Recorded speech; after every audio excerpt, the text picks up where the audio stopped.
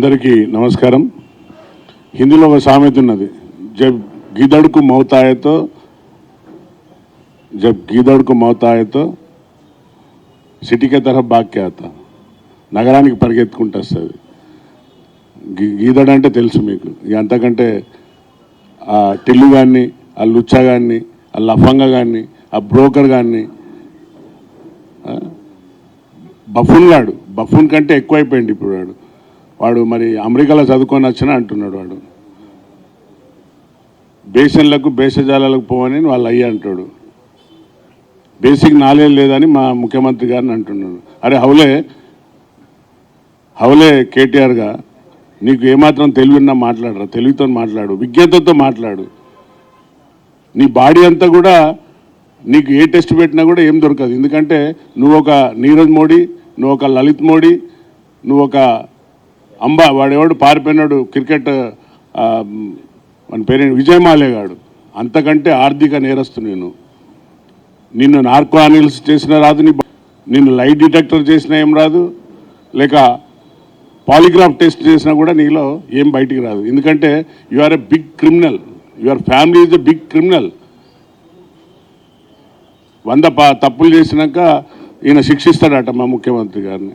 అరే నువ్వు 100 పాపాలు చేసి నీ కుటుంబం కాబట్టి వాళ్ళ పోయి కూర్చున్నారు ఫామ్ హౌస్లో. ముఖ్యమంత్రి గారు సవాల్ చేసిన అసెంబ్లీకి రా మాట్లాడదామని. నువ్వు పెద్ద 10 మందిని వేసుకొని పోయి అక్కడ ప్రెస్ క్లబ్లో కూర్చొని రాలేదని మాట్లాడినావు. నీ అంత లుచ్చగాడు ఎవడని ఉన్నాడా? మీ అయ్యనేమో రోజా పెట్టిన రొయ్యల పులుసు అలవాటు పడ్డాడు, నువ్వేమో లెగ్గులు పెగ్గులకు అలవాటు పడ్డావు అని నువ్వు ఆరా మాట్లాడేది మా ముఖ్యమంత్రి పైన. బిడ్డ ఒళ్ళు జాగ్రత్త పెట్టుకో, దగ్గర పెట్టుకొని మాట్లాడు. ఇక నేను తిట్టడం మొదలు పెడితే పోలీసు వాళ్ళు ఎట్లా తిడతారో మీకు తెలుసు. నేను పోలీసులో పనిచేసి వచ్చినా ఎట్లా తిడతానో తెలుసు. నేను తిడితే తలకాయ ఎక్కడ పెట్టుకుంటావో తెలియదు, మళ్ళీ ఊరేసుకోవాల్సి వస్తుంది. నువ్వు ఇంత బేకారు కానివంటే తెలంగాణ ప్రజలు నీకు ఎంత బుద్ధి చెప్పినా ఇంకా బుద్ధి వస్తలేదు. ఉద్యమకారుడని జబ్బలెగరేసుకుంటాను బిడ్డ. ఉద్యమకారుడు నిజమైన మాకు కిష్టయ్య, పోలీస్ కిష్టయ్య, చచ్చిపోయిన శ్రీకాంత్ చారిరా. ఇది ప్రజాబలంతో వచ్చిన తెలంగాణ. అందరు కలిసి చేపట్టిన ఏదైతే ఉద్యమం ఉందో ఆ ఉద్యమాలతో వచ్చిన తెలంగాణ, సకల జలంలో సమ్మెతో వచ్చిన ఈ యొక్క తెలంగాణ. నువ్వు నీ అయ్య కొట్లాడితే వచ్చింది, నీ బావకేమో అగ్గిపెట్ట దొరకదు వాడికి. మీరు ఆత్మహత్యలకు ప్రోత్సహించిన మీరు జై తెలంగాణ ఇంకా ఉద్యమకారులం అంటారు. మేము కేసులు పెట్టాలంటే రోజు లేస్తే ఒక దిక్కు, కూర్చుంటే ఒక దిక్కు కేసులు పెట్టగలుగుతాం. ఆ తెలివి ఉంది, ఆ సత్తా ఉంది. కానీ ఆ భేషజాలకు పోకుండా మీరు చేసిన ఫోన్ ట్యాంపరింగ్ కానివ్వండి, లేక కాళేశ్వరం ఉన్న స్కామ్ కానివ్వండి, ప్రతిదానికి ఎవిడెన్స్ బేస్డ్గా, ఎవిడెన్స్ అంటే సాక్ష్యాధారాలు లేకుంటే కోర్టు కూడా ఒప్పుకోదు. ఏదో కోర్టు చెప్పుతోని కొట్టిందంటాడు. కోర్టు చెప్పుతోని కొట్టదురా, లాతో కొడుతుంది, జైల్లో ఉంటావు నువ్వు. పోయి సెక్షన్లతో కొడుతుంది కోర్టు. న్యాయం అనేది నిజం అనేది చాలా లేట్ అవుతుంది. నిజం నిద్రలేసేసరికి అబద్ధం ఊరంతా తిరిగి వస్తుంది అన్నట్టుగా నువ్వు ఇప్పుడు అటెన్షన్ డైవర్షన్ పాలిటిక్స్ చేస్తున్నావు రాజకీయం. ఖమ్మంలో కూర్చొని నిన్న మాట్లాడినావు. పేడపురుగాట మా ముఖ్యమంత్రి గారు. నువ్వు మైగేటురా. మైగేట్ అంటే ఏంటి తెలుసా సోదరులారా? చనిపోయిన బాడీలోకి వెళ్ళి పురుగులు వెళ్తాయి చూడు, మైగేట్స్ అంటారు వాటిని. ఆ పురుగు నువ్వు. శవాల మీద పేలాలు ఏరుకునే నా కొడుక నువ్వు మా ముఖ్యమంత్రి గారిని అంటావారా? చెప్పులు మెడలేసి తిప్పుతాం ఇక్కడ వరంగల్కి వస్తే. ఇప్పటి వరకు ఓపిక పట్టినాం. మా ముఖ్యమంత్రి గారు వద్దు, మనం ఒక ప్రజాస్వామ్యంలో ఉన్నాం, ప్రజాస్వామ్యంగా చేయాలి, ప్రజలకు ఒక మంచి మెసేజ్ పోవాలి, మనం ప్రతి చేసేదనే ఉద్దేశంగా వారు ఎక్కడ కూడా ఎవరిపైన కూడా భేషజాలతో దొంగ కేసులు పెట్టడం కానీ ఏం కానీ అక్రమ కేసులు పెట్టడం కానీ చేస్తలేము. నువ్వు చేసిన ఈడీ కదా, ఈడీ నోటీస్ ఇచ్చింది కదా, ముందుగా ఇచ్చింది ఈడీ కదా. నువ్వు ఏదైతే 50 కోట్లు అక్కడికి పంపించిన కార్ రేసింగ్ కోసం, తర్వాతనే కదా ఏసీబీ ఎంటర్ అయింది. ఫోన్ ట్యాంపరింగ్ ఎవరు చేశారు? మీరే కదా, మీ ఆయంలో కదా. ఇప్పుడు అధికారులంతా జైల్లో మగ్గుతున్నారు కదా, వాళ్ళు ఇచ్చిన స్టేట్మెంట్ ప్రకారంగానే కదా నువ్వు చేయించినావు అనేది. అన్ని ఫ్యామిలీలో చిచ్చు పెట్టినావు నీకు ఏ అర్హత ఉందని మాట్లాడుతున్నారు. ఇంకా ఈ కచరా ఫ్యామిలీ నువ్వే కదా కచరా. నీకంటే కచరాగాడు ఎవరు లేడు. ఆ గూగుల్లో కొడితే కచరా ఎవడరా అంటే కేటీఆర్ అనే వస్తాను. ఇంత హౌలగాన్ని నేను ఎప్పుడు చూడలేదు. నా 35 ఏళ్ల సర్వీస్లో ఇంత హౌల రాజకీయ నాయకుడిని ఎవరిని చూడలేదు, ఇంత లుచ్చ రాజకీయ గారిని చూడలేదు, ఇంత బట్లర్ గారిని చూడలేదు. బఫూన్ గాడు కార్టూన్. దురదృష్టం, తెలంగాణ ప్రజలు నమ్ముకొని తెలంగాణను మీ చేతులు అప్పచెప్పింది చూడు, అదే పెద్ద మోసం అయిపోయింది. 10 ఏళ్ల పాలన ఏం చేసిండ్రు మీరు? 3 ఎకరాలు ఇచ్చిండ్రా దళితునికి భూమి? మీ అయ్య తల నరుక్కుంటా అన్నాడు, కాపుల కుక్కలాగా ఉన్నా అన్నాడు. ఎక్కడ పోయి మరి కాపుల కుక్క ఎక్కడ పోయింది? ఫామ్ హౌస్లో పడినది కదా. మీరా మాట్లాడేది ముఖ్యమంత్రి కోసం? కళ్ళు దొబ్బినాయా? ధృతరాష్ట్రంలాగా కళ్ళు కట్టుకున్నావా? ఇందిరమ్మ ఇల్లు కనబడతలేవా? రాజు ఆరోగ్యశ్రీ కనబడతలేదా? మేము ఎప్పటికప్పుడు తెచ్చిస్తున్నాం. ఆ గత ప్రభుత్వంలో ఎప్పుడో వచ్చేదట. రేషన్ కార్డులు కనబడతలేవా? 200 యూనిట్లు కళ్ళకు కనబడతలేదా? గ్యాస్ కనబడతలేదా? రైతు భరోసా కనపడలేదా?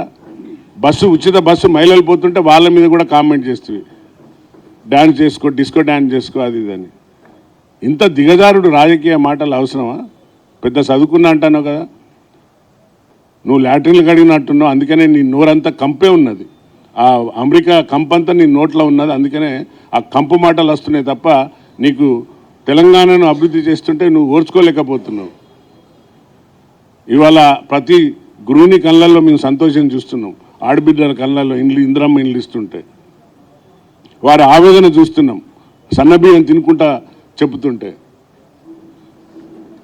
ప్రతి రైతు భరోసా పడ్డాక చెప్తున్నారు, అన్న మాకు పడ్డది, మాకు 5 ఎకరాలకు పడ్డది, 10 ఎకరాలకు పడ్డదని. ఇంత గొప్పగా చెప్తుంటే నువ్వు జీర్ణించుకోలేకపోతున్నావు. నువ్వు డ్రామారావాన్ని మంచిగా పెట్టిండు, పేరెవరు పెట్టినావు కానీ నీకంటే ఇక డ్రామా బఫూన్ గాడు ఎవరు లేడు. మేరానాం జోకర్ లాగా ఉన్నావు నువ్వు. కానీ జోకర్ కూడా లాస్ట్కి ఒక మెసేజ్ ఇస్తాడు, మంచి మెసేజ్. కానీ నువ్వు ప్రజలకు ఏం మెసేజ్ ఇస్తున్నావు అర్థమవుతలేదు. నువ్వు ఇప్పితే మోరికి ఆ డ్రైనేజ్ మోరి అన్న నీళ్లు పోతుంటాయి, చెత్త అంతా కింద ఉండి. ఆ డ్రైనేజ్ ఉంటుంది కదా, డ్రైనేజ్ సంపు. నువ్వు నీ బాడీ అంతా విషమే ఉంది, నీ బాడీ అంతా డ్రగ్సే ఉన్నాయి.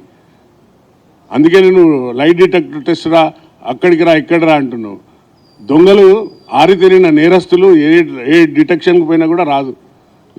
లైట్ డిటెక్టర్కి పో, పాలిగ్రాఫ్ టెస్ట్ పో, లేక నార్కో అనే టెస్ట్కి పో, ఏది పోయినా కూడా దొంగ ఏది చెప్పాలనో అదే చెప్తాడు వాడు. నువ్వు ఆర్థిక నేరస్తుని, నువ్వు మీ అయ్యా నీ కుటుంబం అంతా. అందుకే నేను ఛాలెంజ్ చేసిన, నీ ఆస్తులు ఎంత ఉన్నాయి, ఉద్యమానికంటే ముందు ఎంత ఉన్నాయి, ఉద్యమం తర్వాత మీ ఆస్తులు ఎంత వచ్చినాయో చెప్పండి, బహిరంగంగా పెట్టండి, ఛాలెంజ్ చేయండి. తెలంగాణ ప్రజలను నేను చేతులెత్తి నమస్కరిస్తున్నా. దయచేసి ఈ యొక్క డ్రామారావు గారి మాటలలో గొర్రెల్లాగా, పింక్ గొర్రెల్లాగా అందరు మీరు పడకండి. అభివృద్ధి దిశగా పోతుంది తెలంగాణ. 60,000 ఉద్యోగాలు ఇచ్చినాం, కళ్ళకు కనబడలేదా? దొబ్బినాయి కళ్ళు. ఛాలెంజ్ చేసినాం, రండి ఎల్బీ స్టేడియం రండి, తలలు లెక్క పెట్టుకోమన్నాడు మా ముఖ్యమంత్రి గారు. అరే ఇంత దిక్కుమాలి దిగజారిపోయిన ఎందుకు? మీ ఉద్యోగాలు పోగానే ఖతం అయిపోయిందా? ప్రజలు గమనిస్తున్నారు, ప్రజలు అవకాశం ఇచ్చిండ్రు.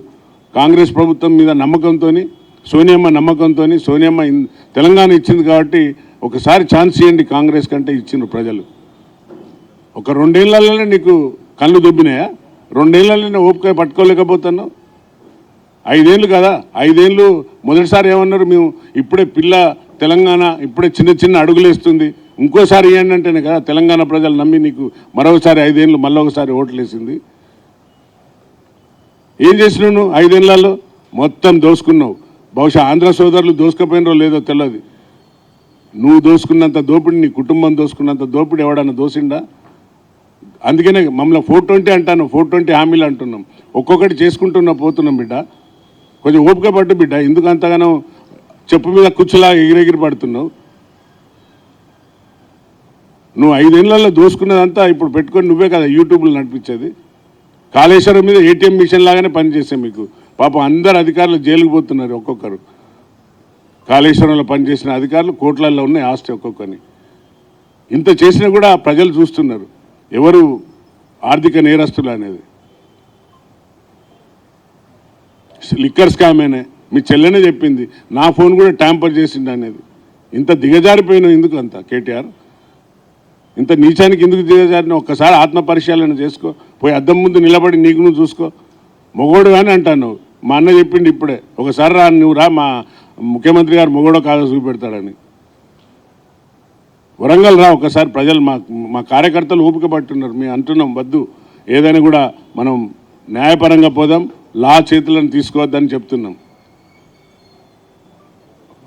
ఒకసారి చిట్కేస్తే అందరూ తరిమి కొడతారు బిడ్డ, రాకుండా అవుతాను వరంగల్ కూడా.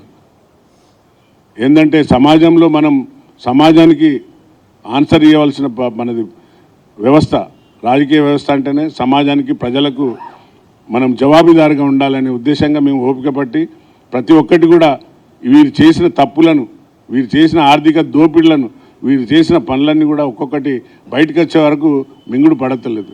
మేము అన్నింటినీ మా ముఖ్యమంత్రి గారు, భట్టి గారు, క్యాబినెట్ ప్రతి ఒక్కరూ ఒక సిస్టమేటిక్గా పోతున్నారు.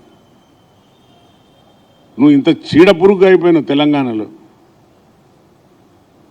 కాబట్టి ప్రజలారా దయచేసి మా కార్యకర్తలను కూడా రిక్వెస్ట్ చేస్తున్నా, తొందరపడకండి. వాడు అన్నాడని మీరు, మనం చాలా ముఖ్యమంత్రి గారి పైన గౌరవం పెట్టుకొని గౌరవప్రదంగా మనం ముందుకెళ్దాం.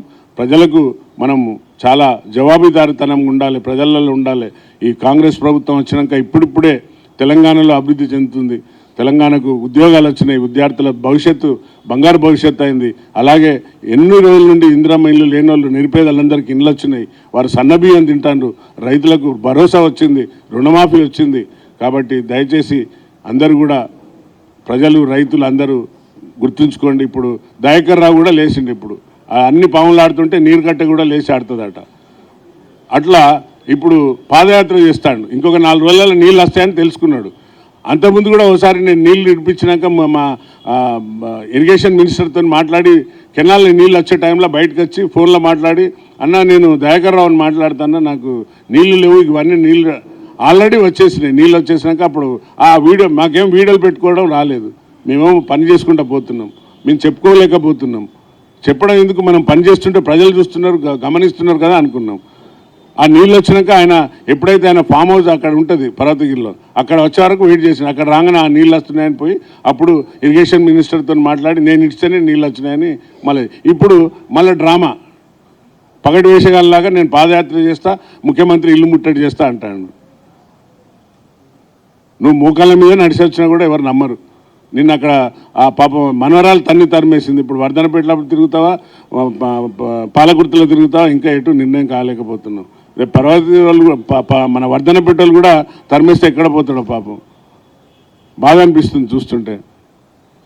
పగటి వేషగాళ్ళలాగా మళ్ళీ ఇప్పుడు వేషాలు తయారు చేసుకొని వస్తున్నారు.